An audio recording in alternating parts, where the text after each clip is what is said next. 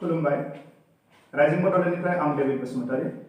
दिनै आं बे समाव दंफैयो जेसेबां बावखुंग्रि बियाबाव आरो बे समाव आं मिरु UPPL दोलोनि मैखोमै बिबान मोननाय मानगोनां मुस्रि अमरजित बसुमतारी बिथांनि नखराव दंफैयो आरो बिथांजों आं दान्दिसे सोंनाय फिननाय लागोन आरो जोंनि रायजिं बड'लेण्डनि नायगिरि रायजो राजा नोंथांमोननिसिम जेसेबां बावखुंग्रि बियाबनि सोमोन्दै माखासे गोनां बाथ्राफोरखौ मोनथिहोनो नाजागोन आरो आं बिथांखौ बे समाव जोंनि रायजिं बड'लेण्डनिफ्राय बरायनानै लाबाय दिनै नोंथांमोननि जेसेबां बावखुंग्रि बियाबाव नोंथांमोननि दोलोनिफ्राय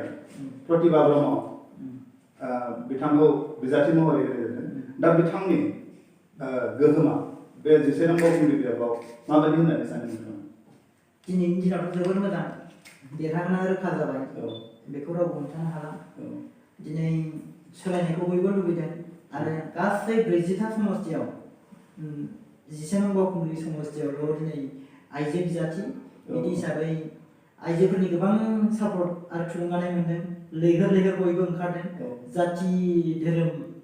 जाथि जनगोष्ठी गासिबो जाथि जनगोष्ठीनिफ्राय बाहागो लाफैदों बेनो देरहानायनि मोनसे लक्षण ओमफ्राय आं सानो 17 बावखुंग्रि समस्तिया दिनै देरहाखाबाय जोंनि UPPL दोलोआ खुनु गोनो गोथो गैला जों मिथिगौ 17 बावखुंग्रि बियाबाव जों मैखोमै मिथिगौ UPPL दा बिथांमोननिफ्रायबोथ' निश्चय बिजाथिया दङ दा बिथांमोननि बिजाथिजों प्रतिभा ब्रह्म बिथाङा माबायदि जुजिनो हागोन होननानै सानो बे जुजिनायाथ' प्रतिभा ब्रह्म आरो दनेश्वर गयारिनि जुजिनाय नङा बे जुजिनाया आइडिय'लजिनि जुजिनाय आदर्शनि जुजिनाय दा दिनै दनेश्वर गयारि बिथांमोननि आदर्शआ जाहैबाय सोबख'नाय लुथिनाय गादबनाय नासयनाय आरो जोंनि बिजाथि प्रतिभा ब्रह्म बा UPPLनि जायनाखि आदर्श बे आदर्शआ जाहैबाय जौगानाय नासयनाय आरो सोबख'नायनि बेरेखा दा बेखायनो जिहेतु जों मोनसे सुस्थ' मोनसे प्रसासन दानायनि लाहार फाहार खालामदों UPPL दोलोआ दा बेखायनो बयबो रायजो राजाफ्रा सोलायनायनि सार्थ'आव हारि धोरोम बासियालासिनो बयबो लैहोर लैहोर ओंखारबोदों दा बेखायनो BPFआ दिनै जोंनि थाखाय 17 बावखुंग्रि समस्तियाव खुनु फेक्टर नङा दा बिथांमोना जुदि देरहानायनि जुदि सिमां नुदोंबा आं सानो बिथांमोना नंखाय सिमां नुदों दिनै रायजो राजाफ्रा दनेश्वर गयारिनि एगेन्स्टै गोबां ओंखारबाय बयबो बुंबाय बिथांनि एगेन्स्टै बयबो ओंखारबाय बिथांनि सोबख'नाय नासयनाय गादबनाय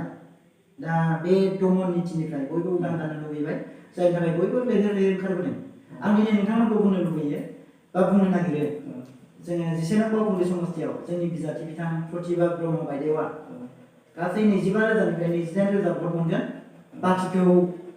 साथाम साब्रै बिजाथि दंथ' आरोबाव दा बिथांमोना हयथ' एफा मोनगोन सोर बेसेबां मोनगोन आं मिथिया खिन्थु जोंनि अंकआ 25,000निफ्राय 28,000 भट जों मोनगोन बे दिनै सियर एन्ड सार्टेन दनेश्वर गयारि बिथांखौ BPFनि सासे मैखोम दैदेनगिरि आरो जों XDM होननानैबो मिथिगौ दा बिथांनि XM हिसाबै बिथाङा बे समाव गोहोमा माबायदि जागोन होनना सानो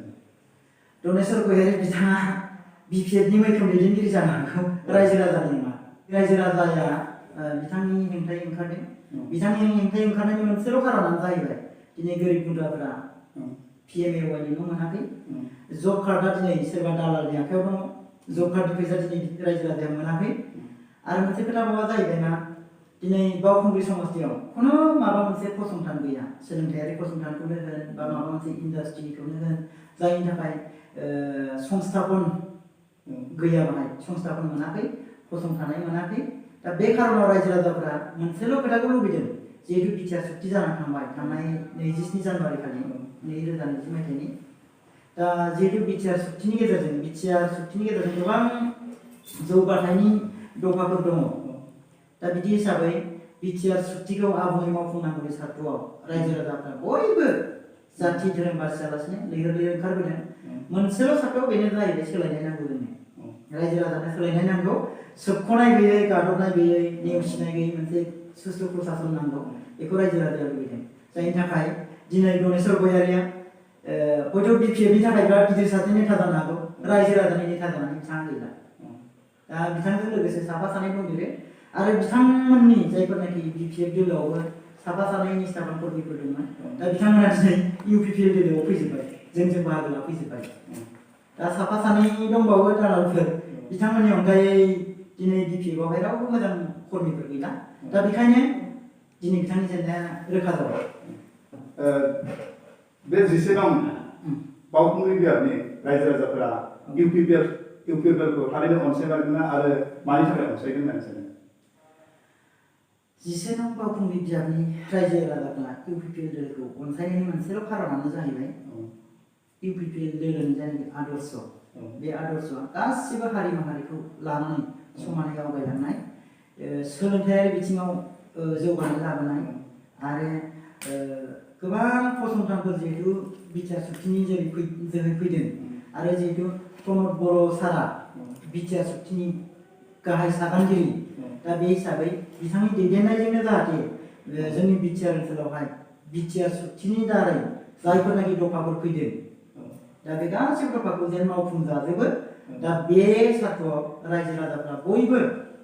सोलायनायखौ लुबैनानै जौगानायखौ लुबैनानै आरो गोजोनखौ लुबैनानै UPPL दोलोआव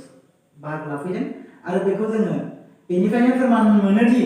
BPFनि जेब्ला मेल मिटिं जायो बिथांमोना गुबुन गुबुन समस्तिनिफ्राय गुबुन गुबुन जायगानिफ्राय गारि हरसे हरनानै हाजिरा होनानै लाबोबाबो बिथांमोना मानसि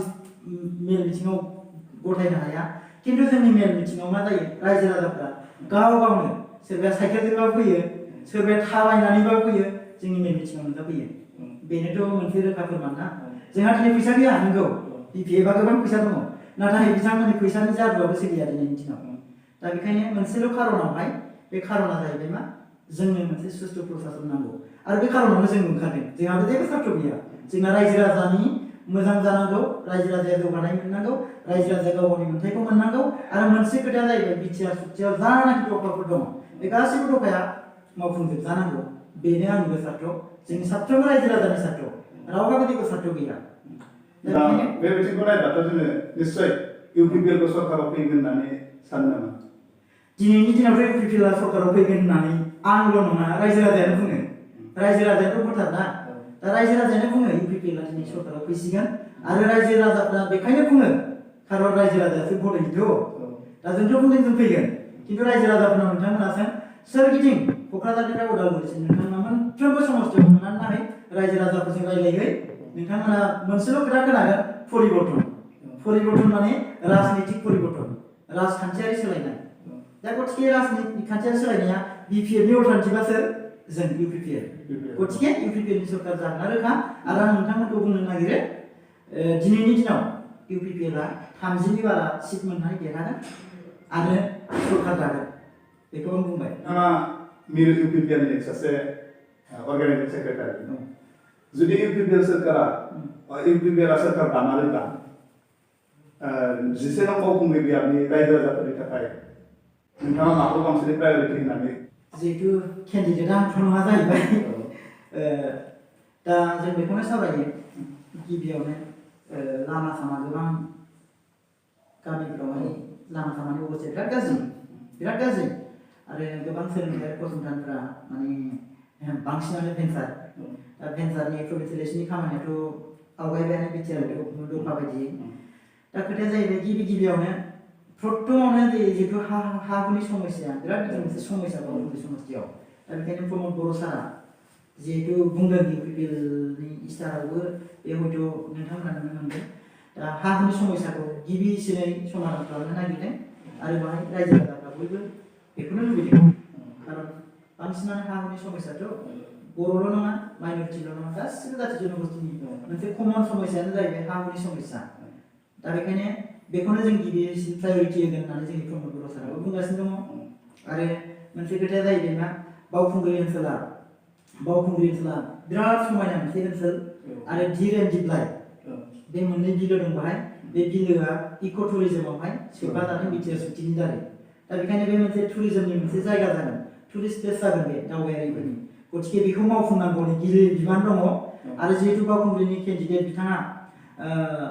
बे खेत्रआव गोबां एक्सप'जार मोननाय दा बेखायनो बिथाङा आगबार लागोन होननानै आंहाबो फोथायनाय दं आरो रायजो राजाफ्राबो निश्चय बेखौनो लुबैयो थारैनो हा हुनि जेंनानि सायाव जाबायदि आसा होदों बेखौ थारैनो मोगथां महर होनो हामारगोन ना हामारा बायदि मोगथां महर होनो हानाय हायियाथ' रायजो राजानि सायावसो रायजो राजाफ्रा जोंखौ सरकाराव सरकाराव फैयोब्ला जुदि सरकाराव फैयोब्ला सरकारावथ' फैखागोन आरो बेखौनो मावनो होननानै खादों आरो प्रमद सारा ओरैबायदि सासे दैदेनगिरि जायखौ बुङो बेखौ मावो आरो नोंथाङा नुबोगासिनो दङ आरो प्रमद बर' सारनि दैदेननायाव जिहेतु मोनसे करापसन गैयै मोनसे प्रशासन जागोन सरकार जागोन बेखायनो बयबो ओंखारबोदों आरो बिथांनि सायाव बयहाबो फोथायनाय दङ आरो बे फोथायनायखौ निसय लाखिगोन जोंबो लुबैयो रायजो राजायाबो लुबैयो बेखायनो गासिबो समस्यायानो समाधान जागोन हा हुनिल' नङा बेकार समस्यायाबो समाधान जागोन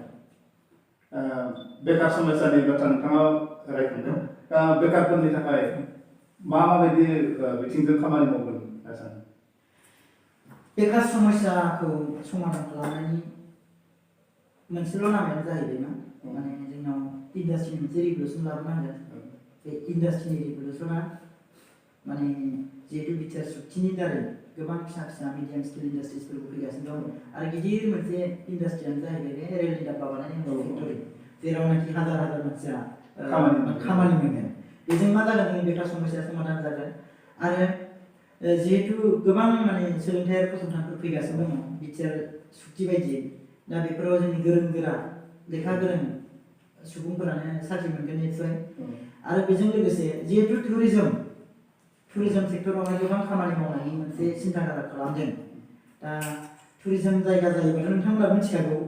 बिजनेसबो सोलिगोन आरो जोंनि बेकार सेंग्रा सिख्लाफोरा माने सरकारनिफ्राय बेंकनिफ्राय गारि लन लानानै फाइनान्सआव लानानैबाबो जेनेबा गारि सालायनानैबाबो जानो हागोन हाजार लाख दावबायारिफोर फैगोन जिहेतु दा गथिखे बेफोरजों संस्थापन जागोन आरो सेल्फ हेल्प ग्रुपनि खोथाखौ नोंथांमोनाबो नुगासिनो दंखायो सेल्फ हेल्प ग्रुपनो अनसुंथाइ होगोन 75,000 खरि मोनसे सेल्फ हेल्प ग्रुपनो जाहाथे बिथांमोना बे 75,000जों गावसा जेरावनाखि एक्सपार्ट बे सेल्फ हेल्प ग्रुपआ बे सेक्टराव खामानि मावनानै जाहाथे गाव गावनि लाइफखौ दानानै लानो हायो न'खर संसार सालायनो हायो बेफोरजोंनो जों संस्थापन लाबोगोन जायनि थाखाय UPPL आ मोनसे खोथा बुंदों मोनसे भट मोनसे सोलायनाय आरो मोनसे फसंथानाय बारग'या सानसुमा खुंगुर बैसोमुथियारि बिटिआर एकर्डखौ जेबो गैया आरो प्रमद बर' बिथाङा बर'फोरखौ दिल्लीयाव फाननानै फैबाय बा बड'लेण्डखौ दिल्लीयाव फाननानै फैबाय होननानै बुंबाय थादों दा बेनि सायाव नोंथांनि मता माबायदि गिबियावनो आं बेखौ बुङो सानसुमा खुंगुर बैसोमुथियारियाबो सासे बर'नि सासे मैखोम दैदेनगिरिमोन बिथाङा गोलाव सम बर' फरायसा आफादनि जानानै दैदेननानै बर' फरायसाफोरखौ दैदेननानै बड'लेण्ड सोमावसारबोदों आरो बिथांनि सोमावसारनायखौ बयबो खौसेयै हेफाजाब होबोदों बयबो बाहागो लाबोदोंमोन खिन्थु दिनै बिथाङा जाय जुक्तिखौ होगासिनो दङ प्रमद बर'आ बर'फोरखौ थगायबाय प्रमद बर'आ दिल्लीयाव बड'लेण्डखौ फाननानै फैबाय दा बिनि सायाव आंहा बुंनांगौआ मोनसेल' जुदि प्रमद बर'आ बर'फोरखौ जुदि फानमारबायबा जुदि बड'लेण्डखौ जुदि दिल्लीयाव फाननानै फैमारबायमोनबा गिबिसिन बर'फोरखौ थगायग्रायाथ' सानसुमा खुंगुर बैसोमुथियारि नङा होमबा बै समावबोथ' बर'फ्रा बड'लेण्डखौनो बिदोंमोन ना बिथाङा माने बिएसि सुक्ति खालामखो बिनि उनाव जुदि फाननायखौनो जुदि लादोंबा बिथाङा सानसुमा खुंगुर बैसोमुथियारिया अब्ला हाग्रामा महिलारि बिथाङाबोथ' बर'फोरखौ थगायदों बै समावबोथ' बड'लेण्डसो बिदोंमोन ना हाग्रामा महिलारि बिथाङा माने बिटिसि सुक्ति खालामदों दा बेखायनो बिथां सानसुमा खुंगुर बैसोमुथियारिया मा हिसाबै बेबायदि बाथ्रा बुंगासिनो दङ बिथाङा सोरखौ डिफेन्ड खालामनो थाखाय सोरखौ हेफाजाब होनो थाखाय रायजो राजाखौ थगायनो बेबायदि डायलग होगासिनो दं आं बेखौ मिथिया खिन्थु आं बेखौसो खावलायगोन सानसुमा खुंगुर बैसोमुथियारि बिथांखौ जिहेतु बिएसि सुक्ति खालामनाय समाव सानसुमा खुंगुर बैसोमुथियारि बिथांखौनो बिएसिखौ सासन खालामनो बिबान होदों रायजो राजाफोरा बिटिसि सुक्ति खालामनाय समाव हाग्रामा महिलारि बिथांखौनो बिटिसिखौ सासन खालामनो रायजो राजाफ्रा बयबो बिबान होदों दिनै प्रमद बर' बिथांनि दैदेननायाव बिटिआर सुक्ति जाबाय दा प्रमद बर' बिथांखौबो बिटिआरखौ दैदेननो खाबु होनांगौ दा आं बेखौसो खावलायगोन सानसुमा खुंगुर बैसोमुथियारिखौ जाहाथे बिथाङा बेबायदि रायजो राजाफोरनि सिगाङाव बिदि नंजां बाजां बिदि स्टेटमेन्ट होलाबाय थानो नाङा बिथाङा सिरियै थाथ' दा बिटिआरनि दफाफोरखौ मावफुंनो खाबु हो अब्लानो अट'मेटिक माबा मोनसे जाहैगोन दा जोंनो सोलायनाय नांगौ डेभेलपमेन्ट नांगौ दा सानसुमा खुंगुर बैसोमुथियारि साराबो दा बे सोलायनायनि मोनसे बाहागोदारि जाफानो हायोबा मोजां होननानैसो आं बिथांखौ खावलायदों आंनि बुंनांगौआ बेनो जोबोद गोजोननाय थाबाय बिदिब्ला आं बे समाव नोंथांखौ जोंनि रायजिं बड'लेण्डनिफ्राय जानानै फिन खेबसे साबायखर बावबाय आरो नोंथांजों जा सोंनाय फिननाय आयदा आं बे सोंनाय फिननाय आयदाखौ बेखिनियावनो फोजोबबाय गोजोन्थों थेंक इउ